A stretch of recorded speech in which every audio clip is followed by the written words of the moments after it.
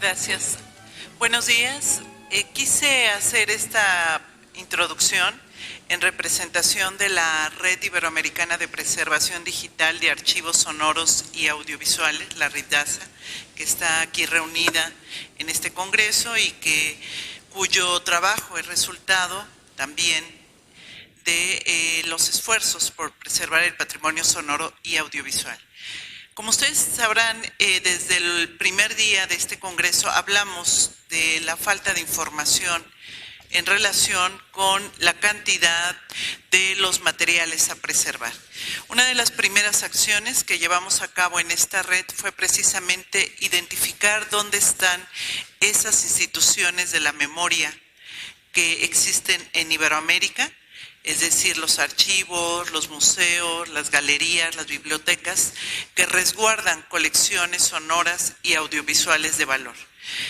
Empezamos a trabajar con todos los colegas de los diferentes países que forman parte de la RIPDASA, con Chile, Colombia, Ecuador, Perú, con España, con Uruguay, espero que no sé, Ecuador,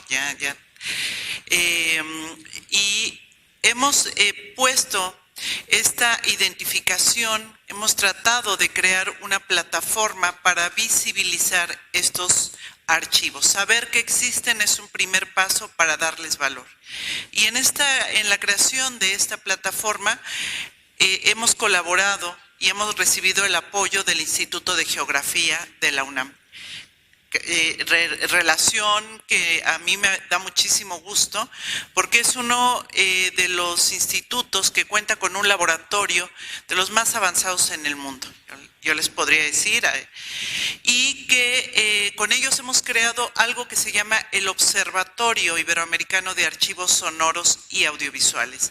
Es una herramienta para dar visibilidad a estos archivos y al mismo tiempo para crear un espacio de investigación en relación con la situación de riesgo de pérdida de los archivos sonoros y audiovisuales. Y para hablar a detalle de la plataforma que creamos, la RIPDASA, en colaboración con el Instituto de Geografía, quiero darle la palabra al doctor Reséndiz. Muchas gracias, muy buenos días a todos. Es un honor estar aquí con ustedes el día de hoy. La presentación va a ser breve, voy a tratar dos grandes temas. Uno tiene que ver con el desarrollo de esta plataforma geotecnológica que se está desarrollando en la UNAM ya desde hace más de 10 años. Cuáles son los componentes, qué aplicaciones hemos realizado con ella. Y después les voy a presentar esta aplicación de la que habla la doctora Perla, que es sobre el inventario de instituciones que resguardan los archivos. Y esto va a servir para que tengan un panorama de hacia dónde puede dirigirse esta herramienta. Ahorita está en una fase inicial, que es la geolocalización de estas instituciones, pero puede crecer más allá para permitir otro tipo de análisis más complejos. Entonces, bueno, diciendo esto, les quiero comentar que yo formo parte de un grupo de investigación en el Instituto de Geografía. Es un grupo interdisciplinario que originalmente nació para manejar desarrollos geotecnológicos, es decir, todo lo que tiene que ver con tecnología geográfica para ubicar y analizar espacialmente los datos. Y nuestro enfoque inicial tenía que ver con el transporte y la infraestructura. Sin embargo, a través del tiempo hemos ido evolucionando porque las aplicaciones de estas herramientas son muy diversas, como van a ver a continuación. Hemos podido participar en proyectos con la Organización Mundial de la Salud, con ACIT, con el Consejo Nacional de Prevención de Accidentes, con organizaciones no gubernamentales que tienen que ver con la movilidad, con el Banco Mundial, con la SCT, etcétera. Hay un gran número ya de instituciones, tenemos cerca de 56 proyectos geotecnológicos realizados. Nuestro equipo de trabajo es un equipo multidisciplinario, como les comentaba. Esto es muy importante considerar cuando hablamos de desarrollo tecnológico, que tiene que ver con la preservación, porque un solo perfil no puede solucionar todos los elementos necesarios. Tenemos ingenieros, tenemos geógrafos, tenemos informáticos, tenemos licenciados en ciencia de computación, administradores, economistas. Todo esto porque los proyectos, todo el desarrollo requiere de tener un orden, una estructura que permita la sustentabilidad. Muchas veces los proyectos se inician teniendo un presupuesto inicial, pero no se busca tener la continuidad, ¿no? Todos los temas que tengan que ver con la permanencia de los sistemas, y es donde realmente los costos inciden. Entonces, por eso es muy importante tener, primero, por una parte, diseños que sean flexibles, y por otra, todo un esquema de financiamiento y de búsqueda de proyectos que permitan retroalimentar nuestros sistemas, es decir, que generen recursos para seguir funcionando. La época en la cual el gobierno financiaba grandes sistemas ya se acabó desde hace varios años, y ahora tenemos un paradigma totalmente nuevo, ¿no? Que tiene que ver con el manejo de datos abiertos y software libre. Y por otra parte, tecnología abierta que permita la flexibilidad y la adaptación. Este equipo, como les mencionaba, está estructurado en un conjunto de células de trabajo. Esto es importante mencionar porque el enfoque de preservación de archivos digitales es un enfoque que propiamente nosotros no tenemos, pero que, como manejamos sistemas de información, en este caso geográficos, permiten muy rápidamente incorporar estos elementos o estos criterios. Tenemos un elemento que está en color rojo, que se llama infraestructura de datos espaciales. Este es también un nuevo concepto, que bueno, nuevo en México, pero realmente ya tiene más de 30 años de existencia en otros países desarrollados. Se trata de tener un inventario de todos los datos que requiere el gobierno para su gestión. Es decir, INEGI ha trabajado muchísimo en el tema de los censos, recientemente en los temas de inventarios de vialidades, de infraestructura como escuelas, pero necesitamos dar un paso más allá. Se requiere tener un modelo de información geográfico. En este caso le llamo o hago hincapié en el tema geográfico porque todos los datos tienen una forma de georreferenciarse, ¿no? De ubicarse en algún punto sobre el planeta. Pero este modelo de gestión del gobierno requiere tener información sobre la infraestructura, sobre todas las agencias de gobierno, sobre todos los archivos que generan estas agencias de gobierno, porque también hay un tema que se llama gobierno digital, que es una nueva política que empezó en el sexenio pasado, en el cual todos los datos que genera el gobierno deben de ser abiertos y disponibles para el público. Entonces, se requiere tener toda una infraestructura, así como existen puentes, carreteras, edificios, necesitamos tener una infraestructura de archivos digitales, de todo tipo. Esto es muy importante porque se ha visto que, por ejemplo, en la Ciudad de México a principios de este año se abrió el portal de datos abiertos, que fue un hito en el gobierno de México, de cualquier gobierno local, porque antes no existía un solo lugar donde uno podía descargar de cualquier tema información sobre accidentalidad vial, sobre delitos, denuncias, sobre antenas de internet, etc. Pero todo esto requiere tener una estructura, no es solamente liberar los archivos y las tablas y que la gente los utilice, se requiere tener una estructura de metadatos, y ese es un primer tema, ¿no? Muy importante. A ver, ¿cuál va a ser el metadato para un archivo que genera una agencia de gobierno? ¿Qué características debe de tener? Ahí nos podemos apoyar mucho en estándares internacionales que ya existen. En el caso de datos geográficos existe una norma generada por el Comité Geográfico, y ellos ya tienen muy bien estudiado qué componentes son los que hay que documentar. Sin embargo, esto todavía no está incorporado en nuestro país, en México, y a nivel Latinoamérica, como se trata de una norma generada en Estados Unidos, pues tampoco ha permeado lo suficiente. Entonces, en este grupo de trabajo nosotros estamos diseñando y construyendo con los datos abiertos que genera el gobierno de México una infraestructura de datos. ¿Qué quiere decir esto? Es una base de datos organizada con relaciones, con catálogos de variables que permite hacer un modelo de lo que es la realidad. Existen varias infraestructuras de datos espaciales en América Latina. Chile tiene una genial, es un gran ejemplo a seguir. Sin embargo, a nivel nacional, a nivel municipal, en México tenemos mucho camino que trabajar. Y la incorporación de los acervos digitales, por supuesto, que forma parte de estas infraestructuras de datos. Nuestra especialización, como les comentaba al principio, ha tenido que ver con geografía de la seguridad vial y geografía del transporte. Estamos incursionando en temas ahora de telecomunicaciones y también estamos trabajando con la Auditoría Federal Superior de la Federación, ayudándolos a ubicar en dónde se están haciendo auditorías y ver patrones espaciales geográficos de dónde dónde se ha invertido el dinero los últimos 10 años. Entonces tiene muchas aplicaciones. Un tema importante, como les mencionaba al principio, tiene que ver con la administración de proyectos. Muchas veces nosotros, al ser especialistas en datos o en gestión de datos, nos olvidamos de cómo organizar el trabajo para que sea un éxito. Y es muy importante contar con metodologías de trabajo que nos permitan organizar y descomponer el trabajo en pequeños componentes, ¿no? En pequeños avances que se puedan ir utilizando, porque muchas veces esperamos a acabar un desarrollo y hasta que terminamos lo empezamos a utilizar. Entonces la idea también es tener o aplicar metodologías que nos permitan ir avanzando por bloques y podamos ir teniendo resultados muy pronto. Parte del trabajo que hacemos son portales web, aplicaciones móviles. Estamos ya incursionando también en el tema de minería de datos, el uso de Big Data. Pero bueno, algo que quiero enfatizar es el uso de software libre.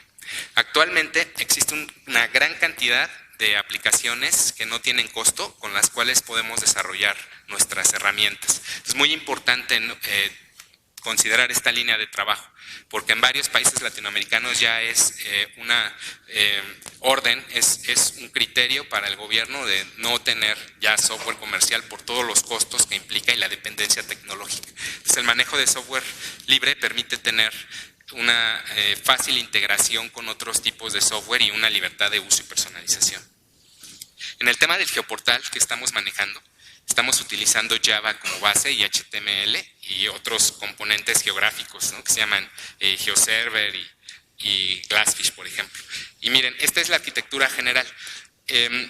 Voy a hablar en términos muy breves de este tema. Una primera etapa es tener todos los datos en bruto, es decir, datos tal cual se generan, y después lo que se hace es un procesamiento de transformación y estructuración. Entonces se generan archivos planos, que muchas veces estas estructuras no existen originalmente, y se integran en un modelo de datos. Dentro de una data warehouse se le conoce, que es una base de datos que contiene diferentes secciones: estadística, geográfica, metadatos y datos sobre los usuarios, y al final esto arroja un conjunto de aplicaciones, que pueden ser mapas, pueden ser reportes o pueden descargarse estos conjuntos de información. Un ejemplo de aplicación que hemos hecho es el análisis de la seguridad vial, en donde tomamos datos de la policía, pero muchas veces estos reportes no están bien estructurados y vienen en formato de documentos o de presentaciones. Entonces se hace este proceso de transformación y se genera una base de datos y se genera un algoritmo de georreferenciación. A partir de las direcciones o de las coordenadas, si es el caso, se pueden ubicar en el mapa y nosotros podemos identificar los patrones de concentración o dispersión de los datos y a partir de ahí identificar qué zonas son más peligrosas que otras.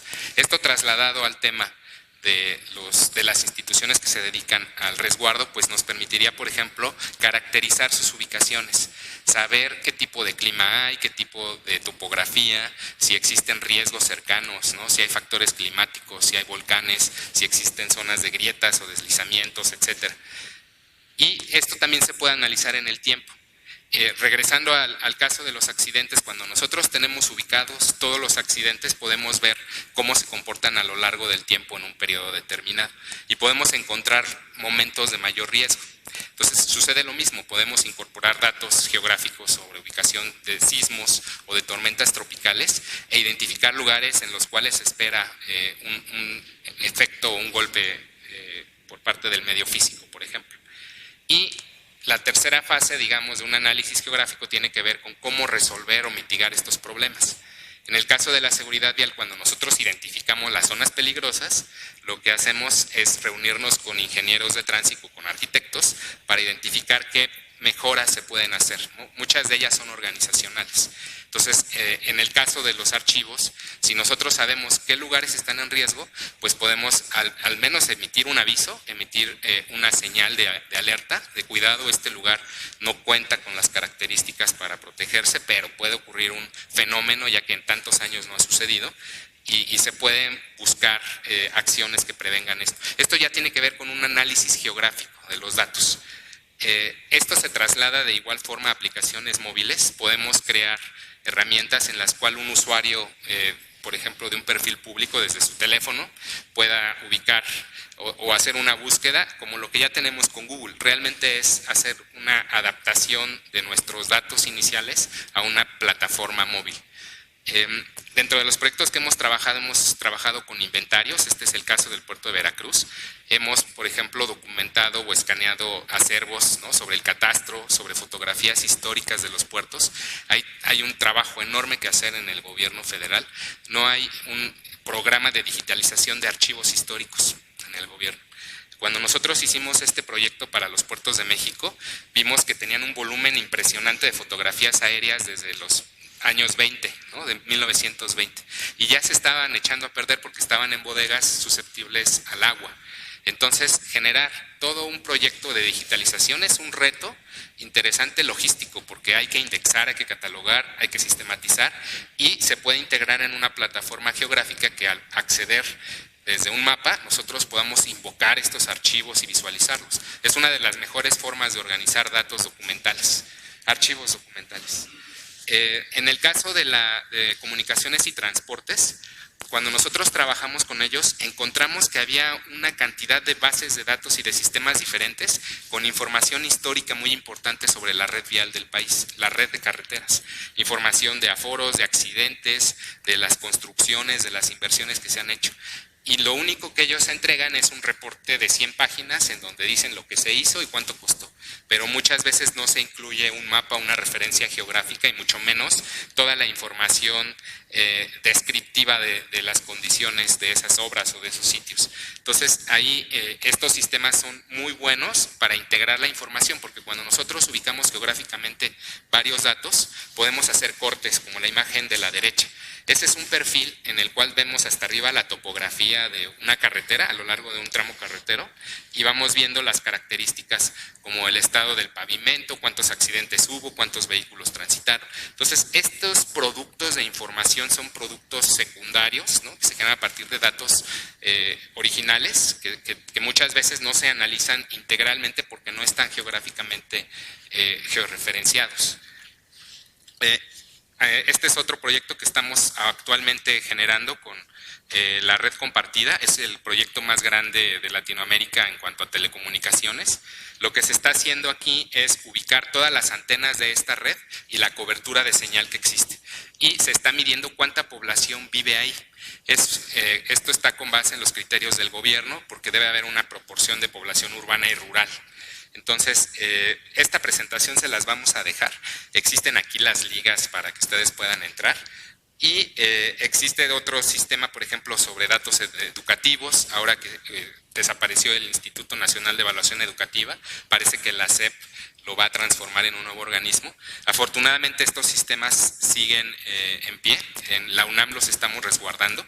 Entonces, de lo que se trata es de tener un acervo mundial sobre todos los resultados de las evaluaciones de los estudiantes, y tenemos también a nivel local las calificaciones que existen dentro de cada escuela. Muchas veces cuando consultamos una base de datos, pues vemos los resultados en una tabla y es muy difícil tener idea de qué está ocurriendo en esos lugares. Entonces, cuando tenemos el mapa y el contexto físico-geográfico, podemos identificar las zonas de sierra, las zonas de costa, las zonas cálidas, las frías, las zonas marginadas, porque existen estos datos. Y bueno, ahora entrando de lleno al tema de la red, aprovechando toda esta plataforma que hemos estado construyendo durante los últimos 10 años, lo que hicimos fue crear una pista dentro de nuestro sistema para la red de acervos, y le llamamos el Observatorio de Archivos Sonoros y Audiovisuales de Iberoamérica. Voy a entrar para que puedan verla, pocos minutos que me quedan. Esta red es un esfuerzo compartido. La tecnología la puso la UNAM, y todos los datos los está poniendo la red a través de, pues es un consorcio, es un conjunto de instituciones que están trabajando, ¿no?, intensamente. No tengo conexión a internet. Creo que tenemos aquí una falla técnica. A ver, ya nos están auxiliando. Estaba en modo avión. Es que creo que también, como nos comentaba el ponente anterior, no es bueno tener toda la red abierta siempre, ¿no? Sí, creo que, bueno, mientras nos ayudan a resolver el tema de de la configuración de la red. Lo que hicimos aquí fue mandar un cuestionario que se diseñó previamente, en el cual se identificaron todas las variables básicas, ¿no? que son de interés para tener un inventario de instituciones. El nombre de la institución, la página web, los números de contacto, muchas gracias, todos los metadatos, ¿no? que nos ayudan a contextualizar. Y se distribuyó vía internet este cuestionario. Fue muy rápido el llenado. Y lo que hicimos fue solicitarles la coordenada geográfica de su institución. Ven, aquí yo ya estoy. Este es un sistema web. Voy a ingresar. Tiene dos secciones. Una es pública, que tiene lo básico, y otra que le llamamos la sección de investigación, en donde estamos integrando datos geográficos mundiales de contexto. Entonces, bueno, ahorita voy a pasar al espacio de investigadores. Estos puntos que están viendo en el mapa son las instituciones, son más de 300, son 380 hasta este momento. Tenemos cubierta Iberoamérica. Los iconos, bueno, pues indican si se trata de archivos audiovisuales, archivos históricos, bibliotecas, cinetecas. Me voy a acercar, por ejemplo, aquí a Ecuador. Tiene una serie de herramientas en las cuales podemos cambiar la cartografía de contexto. Podemos ver la topografía, por ejemplo, o podemos ver en donde hay cobertura satelital, información del clima en tiempo real. Esto se genera mediante satélites de la Agencia Atmosférica de Estados Unidos. Desafortunadamente nada más cubre la zona del hemisferio norte, ¿no? Norte-oeste. Pero es una imagen que se va actualizando pues, cada hora y nos ayuda a identificar la proximidad, ¿no? de eventos climáticos, y podemos buscar convenios con otros países que tengan información meteorológica. Lo interesante es, como les decía, es que al estar georreferenciada la información, nosotros podemos gráficamente ubicar algún sitio de interés. Me voy a acercar mucho a algún sitio. Vamos aquí a Guayaquil. Vamos a ver. Estas herramientas de la derecha son las herramientas clásicas de navegación. A este tipo de software se le llama Sistema de Información Geográfica Web, que es un conjunto de datos en formato geográfico, pero detrás existe una base de datos. Entonces, ahorita yo le di clic a uno de los puntos y ya me aparecen todos los datos que se recopilaron por vía remota. Me dice que este se encuentra en Ecuador, es la videoteca de televisión, se encuentra en la calle Abel Romeo Castillo, cuáles son sus identificadores, incluso se pueden aquí adjuntar ligas de acceso, ¿no? Tiene ahí una liga al sitio. Entonces, esto es muy simple, pero es muy importante porque no existía hasta el momento. No había un lugar en donde pudiéramos ver en un mapa en donde se encuentran los acervos históricos, ¿no? de datos. Entonces, esta primera fase realmente es un logro porque es la integración de un inventario, es la colaboración, la creación de una red. Y la siguiente etapa, como les comentaba, va a tener que ver con describir cada sitio. Vamos a poder saber qué tipo de archivos existen, si tienen una librería digital, poder acceder desde aquí a ella, a lo mejor hacer consultas por intereses o por temas. Este es el inicio, ¿no? de una plataforma más grande. Existen herramientas que nos permiten, por ejemplo, ver el contexto de este sitio. Aquí yo, por ejemplo, puedo ingresar a la vista de calle, en la cual me manda, ¿no? al lugar en el mapa. Nos estamos conectando a una herramienta de Google que se llama Google Street Maps. Entonces, vean las características de este acervo, ¿no? Tal vez pues no son las óptimas, ¿no? Está en una zona suburbana, probablemente no tiene una seguridad perimetral adecuada, tal vez no tiene respaldo eléctrico, depende mucho de lo que se esté resguardando en este sitio. Pero nos va a permitir empezar a analizar estos sitios de cierta forma. Dentro de los datos que estamos agregando, tenemos un set mundial de información geográfica que tiene que ver con todo lo que tiene que ver con sitios poblados. Por ejemplo, estas son las ciudades y las localidades de segundo orden.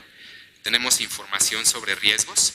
Ahorita ya tenemos una base de datos histórica de sismos. Esto lo genera el USGS, que es el Centro de Estudios Geológicos de Estados Unidos, y la representación indica los sismos mayores a 7 grados Richter. Entonces, podemos empezar a hacer análisis de a ver qué tan cerca, ¿no?, de zonas sísmicas se encuentran qué tipo de acervos. Tenemos información también a nivel mundial sobre la infraestructura, los puertos, los aeropuertos, las redes de carreteras. Vean qué rápido aparece, ¿no? Esto también es un logro tecnológico, porque la base ahorita, digamos, de datos pesa aproximadamente 12 gigas, pero es más rápido acceder por ella mediante internet que tener toda la información almacenada en la computadora de manera local.